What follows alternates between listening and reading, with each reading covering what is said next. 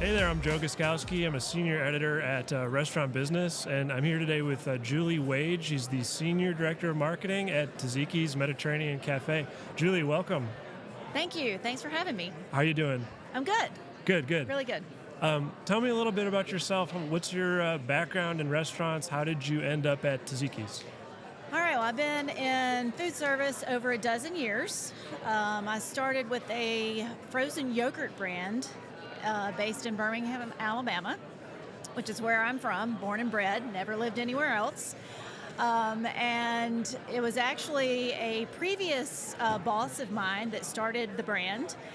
He was the franchise owner of the Blockbuster Video franchise that I had worked for previously. And he needed me to do product analysis for him.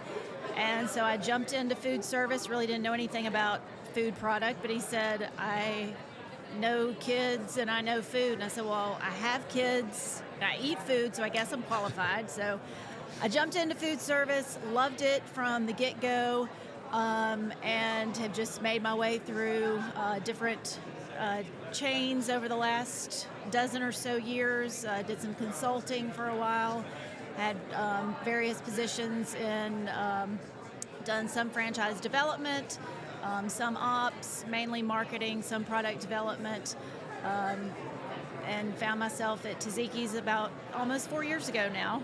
Okay. And been doing marketing for them. That's great. So Taziki's, this is kind of an emerging concept, I would say. For people who may not be familiar with it, tell us what is Taziki's? Okay, so Taziki's Mediterranean Cafe has been around for 26 years. Started in Birmingham, Alabama.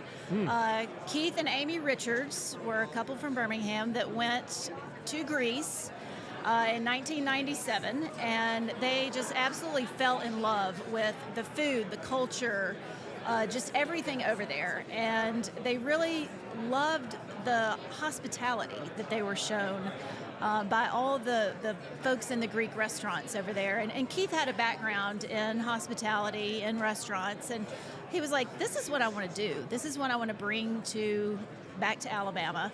And he did. So in 1998, he opened the first Taziki's. It was actually called Taziki's Greek Fair, and it was in a little teeny tiny space. I think it was about 12 or 1,400 square feet, and he would cook, and his wife Amy would wait on the customers, and it kind of had a cult following for a while, and then they opened another restaurant, and then they opened another one, and then a few years later they decided that they needed to partner with a larger group in order for it to grow, and they did, partnered with Fresh Hospitality, and began then licensing and then eventually franchising and grew the brand. And today, 26 years later, we have 97 restaurants in, I think, 15, 16, maybe soon to be 18 states. Wow. So growing, and it's a upscale, fast casual concept. Okay, so what do you mean by the upscale part? What can I expect when I come into a Taziki's? Okay, so you come in the door and you get in line and you order at the register, and then you sit down and we do everything else. So we bring you your food, we bus your table for you. You know, if you need a drink refilled, we'll do that, and that's it. So you don't. We have no trash cans in the dining room. You don't throw your own stuff away. We do all that for you. Interesting. And the food is, it's funny, I took some folks at another conference we were in a town where a Taziki's was, and they were not from a part of the country that has a Taziki's, and they're like, oh, this is a real restaurant. I was like, what did you expect? Of course it's a real restaurant. Well, it's a very blurry term these days, you know, what constitutes a restaurant and what doesn't. They thought it was more QSR, right, and I was right. like, no, it's elevated fast casual. Right, and right.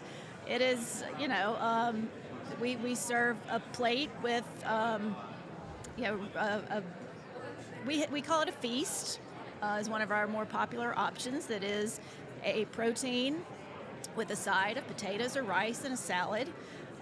Very hearty, very filling, you know, good dinner time meal. But then we also have sandwiches. We have gyros, of course, being a Greek inspired restaurant.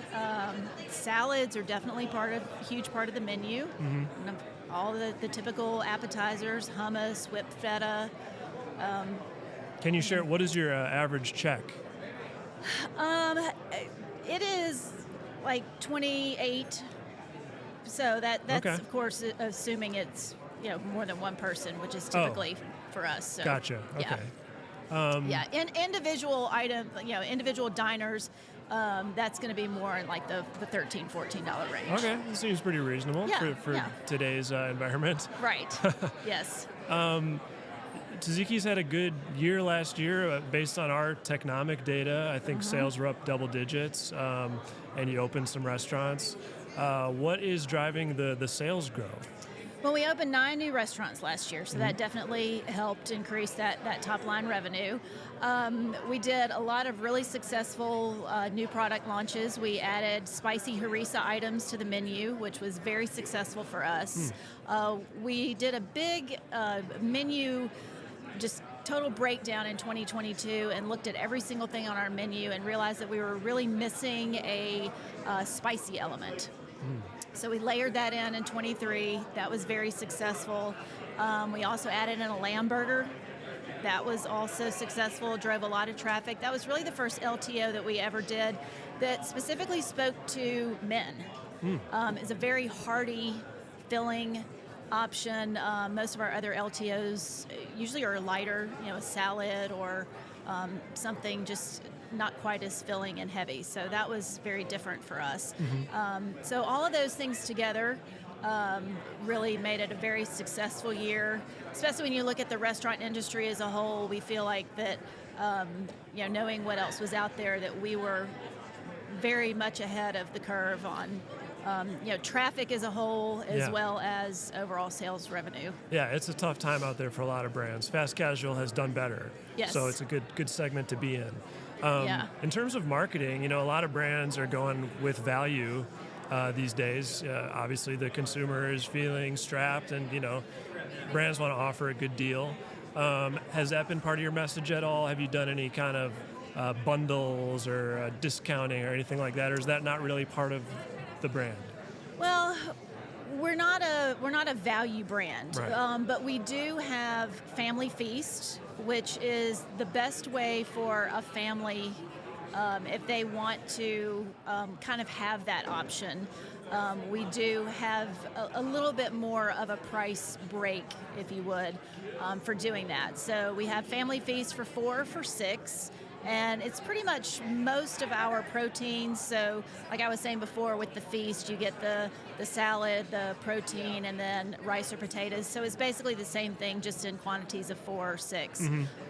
So that's very helpful. And those are all to-go options. Gotcha. That's not dine in the restaurant. Yeah. So those are the things that we really push when it's a busy night for families. They're leaving the soccer field, they're leaving piano lessons, or whatever it is. They can grab that, take it home, and it also helps the families because they feel better about serving that than grabbing a pizza or stopping and get burritos, or it's a better for you option for them as well. Gotcha. Do you do a lot of takeout? Yes. At Taziki's, yeah.